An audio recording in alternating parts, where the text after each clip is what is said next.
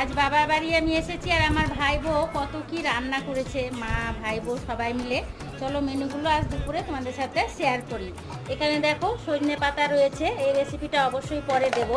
এটি খাওয়া আমাদের স্বাস্থ্যের জন্য ভীষণ উপকারী, প্রেশার নর্মাল থাকে। আর এখানে রয়েছে কাতলা মাছের ঝাল, এখানে রয়েছে বাটা মাছের ঝাল, এখানে মাছের মুড়ো মুগ ডাল দিয়ে রান্না হয়েছে, এখানে চুনো মাছের ঝাল। চলো নেহা পরিবেশন করো।